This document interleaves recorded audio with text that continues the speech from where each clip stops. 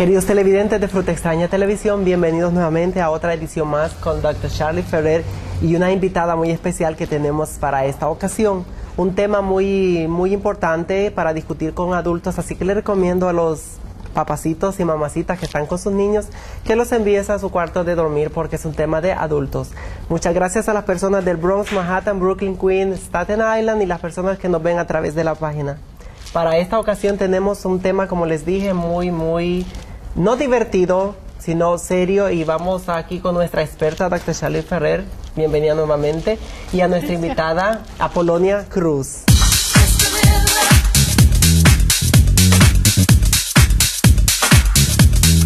Welcome, and today I want to welcome Appolonia Cruz, who is with us today, and we're going to be talking about cross-dressing, and of course my lovely co-host, Giovanna, as always. And how did you get involved in this? I mean... Oh my God. So many years ago, since I was a teenager actually. So I always designed clothes since I was a little kid. And then when I was 18, I got dressed for the first time. And I went... You got dressed... And drag for the first time. Okay. But I always wore boy costumes since I was a kid. I've been sewing since I was 6. Mm-hmm. And I went to a family Halloween party just in drag. Nobody knew it was me. Nobody knew it was me. Everybody was hitting on me. I was dancing with my cousins. Nobody knew it was me. And then as time went on, I said, I have friends that were showgirls at the old escuelita. And I said, maybe in the future I'll be doing shows also. And that's what happened. I ended up doing that. And doing shows. And how long does it take you to get dressed? To put your makeup on? Because, I mean, I'm just looking at you going, okay, well, today I'm gorgeous. a mess. I feel I'm a mess today. But today it took me like 30 minutes. To put your makeup. 30 minutes, yes. And you said you were going to help us do our makeup. Tips and yes. I want to do a little, for the next show, a little makeover. A little makeover. Yes, I want to do a little. And we do have some before pictures of Appolonia, too. So you can check in the video clip, right? Yes, see in the video like clip. A rock. And see some before and after pictures of when you're not dressed. Another thing is that the weather is not helping us because we're all sweating. Yeah, we're sitting here like burning up. It's like 95 degrees, 97 degrees. And so we're our heat? Oh my God. By the end of the show, I'm going to look like a Hostess crumb cake. A Hostess crumb cake. Wow. We'll have a lot of people who want to eat that. The difference between cross-dressing and drag queens, what is... Because I don't know if it's the same thing or it has to be with ages, because I've been hearing... And a lot of people will also ask if, you know, if you're cross-dressing or if you're a drag queen, then does that mean that you're gay or you're straight? Because I always heard that cross-dressing is all men that they dress as a woman. All men. Yes. I don't know if you heard that. Men and women, not old men. All right. Yeah, not only old men. Cross-dressing is basically that you're dressing as the other sex. Okay. So a woman would dress as a man and a man would dress as a woman. So that's cross-dressing. Cross-dressing. Right, doesn't matter the age. Also, you know, and a little bit of history, boys used to be dressed like girls until they were 7 years old. You know, it wasn't until 7 that the boys got, you know, they stopped wearing the big long dresses, the batas, and then they would start wearing the shorts. You know, at 7 years old. Right. Because that's really when you start being able to diagnose whether, you know, they're boys or girls. And their character brings out. And so, you know, it's part of history. Also, you have the transvestites. Well, how does that fit in? You know, is it cross-dressing? And that's basically, the same thing. You know, it's just another name. You know, does that mean that you're gay? Does that mean that you're lesbian? Does that mean, you know, what does that mean? Does it mean that you're straight? Because I know a lot of straight men who love to dress as women. Even they do it for show. They do it for the show to get money. They do it just because. And I mean, really, when you look at clothes, I mean, look at this. This is gorgeous. I mean, what do men have that's pretty? And not only that, is what do they have that they can put against their skin that's soft? I mean, you know, guys have what? Jeans and slacks. Yeah. Baggy shirts. And hat, the cap. Y ya está. You know, I mean, that's their whole thing. And what do women have? We have, you know, dresses, skirts, bras, underwear, I mean, we have it all. We have all these wonderful things that we can do to make ourselves pretty, and guys really don't. You know, and so why not dress? You know, you have the velvet. Why not have that against your body?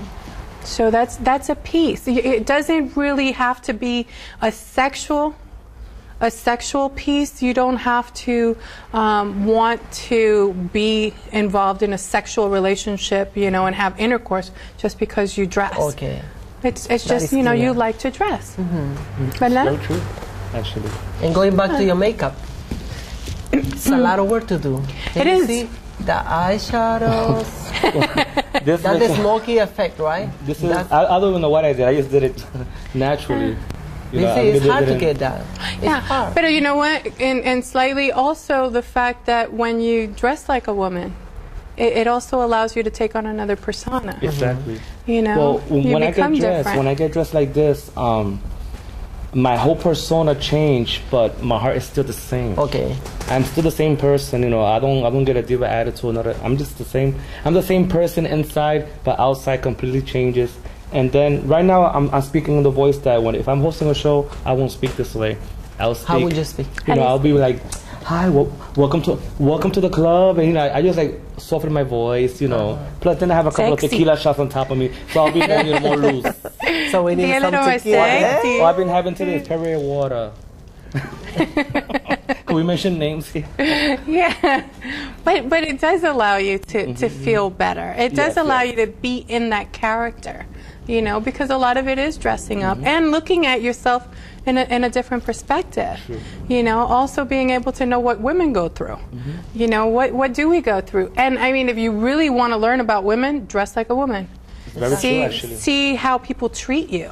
See, you know, the looks that you get and how, you know, go and try and buy a car dressed as a woman. You know, I mean, really, and see how people treat you. Do the same thing as a man and see how people treat you.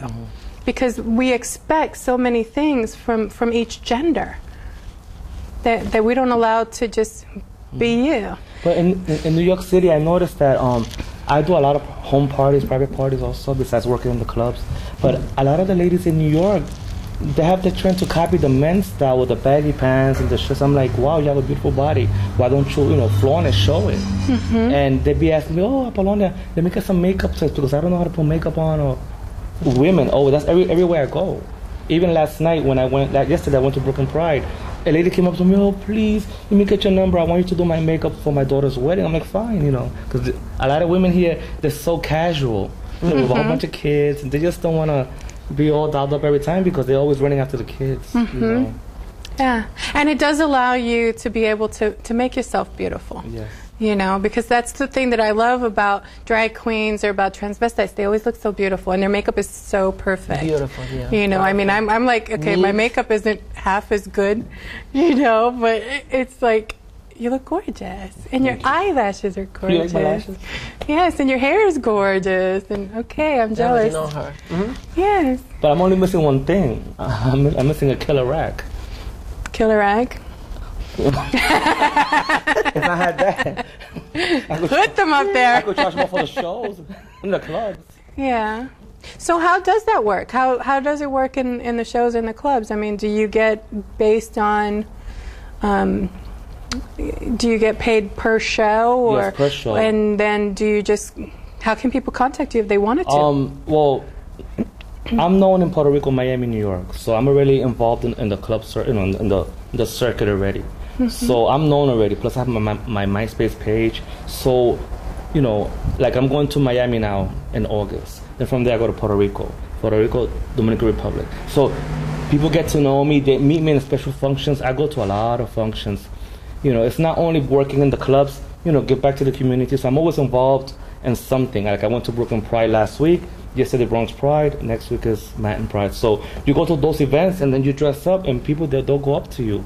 And then do you sing and stuff too? Yes. I do, my lip syncing, I do characters and... Yeah, and I remember she also helped us when we were doing the big show that we had a few months back with the vampires and the 50 Ways to Please Your Lover. And you were dressed like a showgirl. I mean, it was like a Vegas showgirl. Yeah. It was fun. It was gorgeous. So it allows you to also put different...